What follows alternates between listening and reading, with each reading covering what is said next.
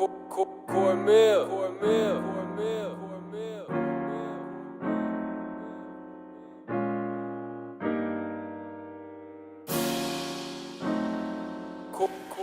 Davenport Trail is one of a series of trails that Canada's original people traveled.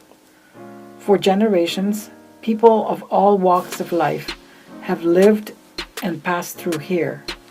A diversity of ideas, tongues, and traditions have mixed together, and people with different backgrounds have learned from one another and found common ground here in Davenport. Though divisions have arisen between people over the years, we find common ground through community.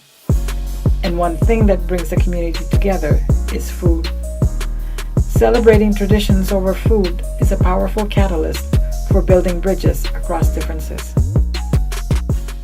I go to every Tuesday to the Cocina Latina, so everybody from the Latin America, so everybody share different kind of recipe from Venezuela, Argentina, Mexico, Colombia, and it's a good thing here in Canada to meet people, to share with all your different kind of custom or recipes. In Mexico, everything is with chili. So here the recipe, I take a little bit chili because it's got to be more hotter for the Canadians. But everything is with chili, the jalapenos, so in my state is the habanero. Everything that your recipes doing is with chili habanero. The chili habanero is the hottest of the chilies in Mexico. So the avocado, the guacamole is very popular in Mexico. So the potatoes, there are a lot of recipes with potatoes. So this recipe from my grandma is a little bit a mix. And nachos is from Mexico also, so it's a tradition. Our thing is breadfruit and ackee and saltfish. But because I never think that you guys would have liked that, that's why I didn't do that. My 4-year-old was the one who told me to make it. I was actually gonna cook curry chicken and dumpling, but then he told me, "Mommy, make lasagna." I don't limit my kids on what to eat. I give them a preference. They could eat whatever they want. But for me, I don't eat meat. So when I cook for them, I always have to cook 2 or 3 pots because everybody wants something different. But I try to teach them a little of everything. It's important for them to know because when they have a family for themselves, they have to cook for them. The most important thing is to season it. This is seasoning when you're cooking. And from you have love, then your food will taste good. Christmas time, Thanksgiving time, a lot of family cook and everybody come together, and food is a staff of life.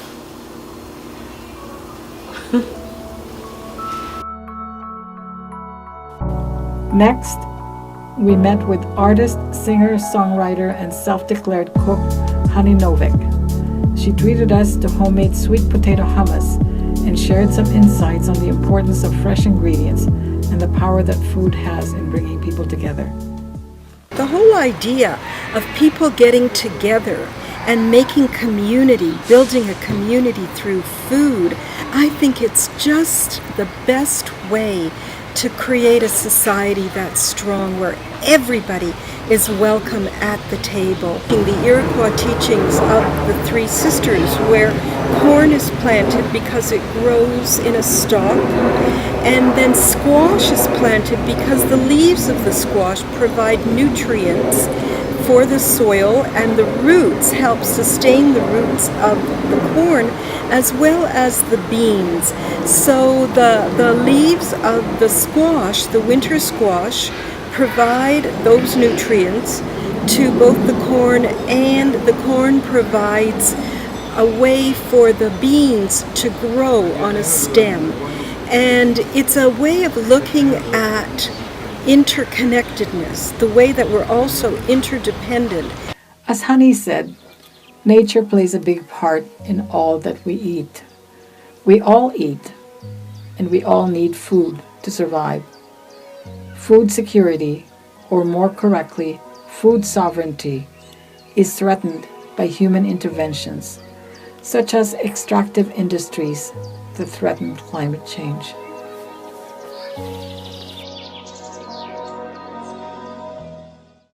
During the project, we also discovered that something as seemingly simple as a coffee break can hold deep cultural significance. Berani, owner of a local convenience store, Simit Convenience, shared her story with us over coffee. My name is Burhan. I come from Ethiopia. I come to Canada 7 years ago. And I live in Canada. I'm happy and I'm successful. Now I'm a businesswoman. I have a small convenience store and a traditional store. And normally I use Ethiopian coffee, Ethiopian organic coffee in the store. That's for the area. That's the way I know in Canada. And this coffee is a little bit different than Tim Horton and than other coffee. First of all, that's the organic and made by hand. Secondly, that's my traditional, and I introduced this coffee. Is the first coffee come from where? Start where the coffee engine. That's my important thing. And the Tim Horton coffee is modern and nice, but Ethiopian coffee is more traditional coffee, and you have to drink it with a lot of people, not one person, not two person, and you drink it with a lot, and that's give us good friendship, and that I love it. The coffee I learned to do from my mother and from my grandmother and all the family. That's our traditional, and I learned it from them. Since I'm a small girl, since I'm 7 years old, I do coffee. This for me is everything, my culture, my family, my everything, my country, my background, all. This coffee is for me, it's like my heart, and I love it from inside my heart. It's everything for me. It's my traditional, and I will try to keep it for my kids and my grandkids to learn to do it. I don't need to do this tradition.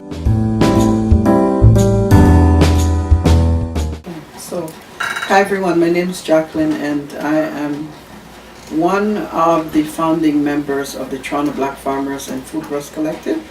Davenport, Perth neighborhood is my old community, so it's nice to come back here. But it's also sad to see that we still have the issues of food insecurity and poverty here.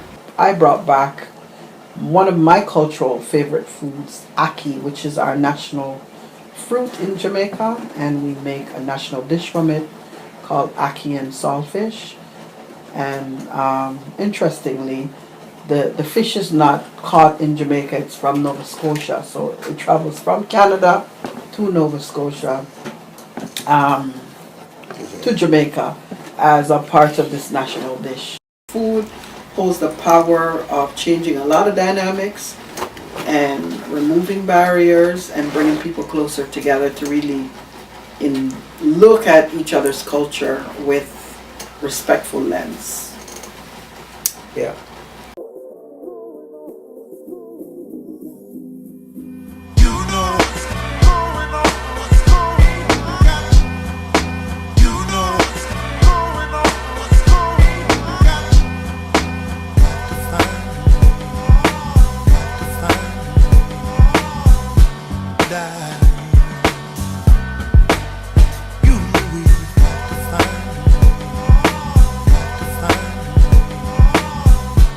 Die.